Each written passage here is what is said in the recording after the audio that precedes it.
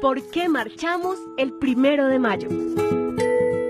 ¿Se ha preguntado usted alguna vez por qué se realizan marchas en todo el país el 1 de mayo cada año? Este 1 de mayo conmemoramos el Día Internacional de los Trabajadores.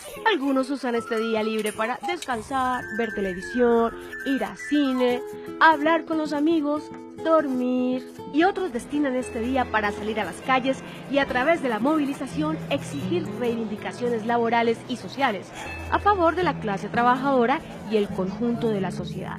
Ellos son los trabajadores organizados en sindicatos, quienes a través de los años han logrado con su lucha conquistas en los derechos laborales tales como una jornada de trabajo de 8 horas, licencia de maternidad, seguridad social, primas de estabilidad laboral, pensiones, cesantías, horas extra, recargos nocturnos y festivos.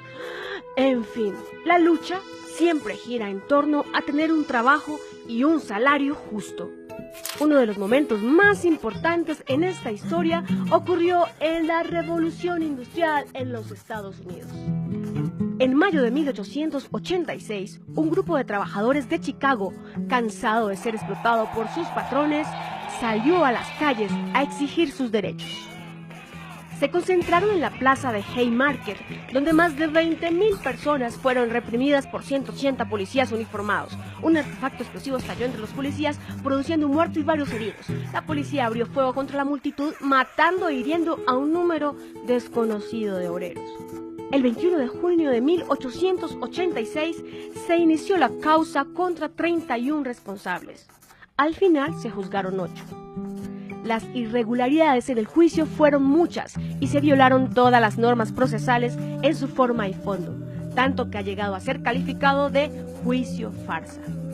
Los juzgados fueron declarados culpables, 3 de ellos fueron condenados a prisión y 5 a muerte. Estos 5 líderes sindicales fueron ejecutados en la horca. Aunque los sucesos de Chicago costaron la vida de muchos trabajadores y dirigentes sindicales, su legado y perseverancia quedó para siempre.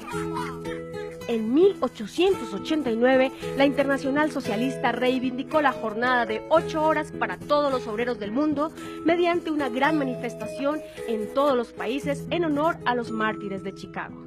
En la actualidad, una gran mayoría de países conmemora el 1 de mayo como el origen del movimiento obrero moderno. En Colombia, la clase obrera es hacedora de su propia historia. Sus formas organizativas, sus luchas, sus conquistas y el propio desarrollo que ha aportado al país hacen parte de ese historial. Las luchas del pueblo colombiano por su liberación se remontan a 1492, cuando fue descubierto el país por los españoles. Pero la clase obrera como tal surge con la aparición de la industria. A medida que la explotación se iba acentuando, los obreros igualmente se ingeniaban las formas organizativas para oponerse a esos niveles de explotación. Es así como los artesanos de Bogotá, que en 1847 eran la parte industrial más desarrollada, conforman la primera organización sindical de la que se tenga noticia en el país. En 1918, los sastres que le confeccionaban los uniformes al ejército también crearon su organización sindical en Bogotá.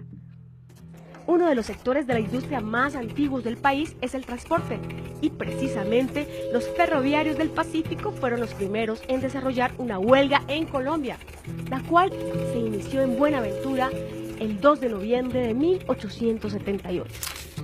Los trabajadores portuarios también eran un sector importantísimo en el desarrollo del país y realizaron en el Atlántico una de las huelgas más importantes de la época en 1910, y los ferroviarios repitieron su huelga en 1919.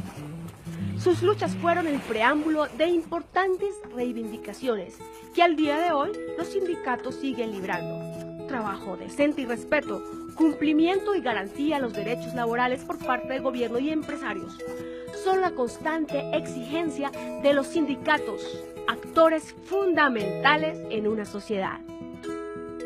Los trabajadores organizados son representantes de los intereses colectivos, son sinónimo de solidaridad y lucha, pero ante todo son verdaderos representantes de los principios de la clase obrera. Pero aún queda mucho por lograr.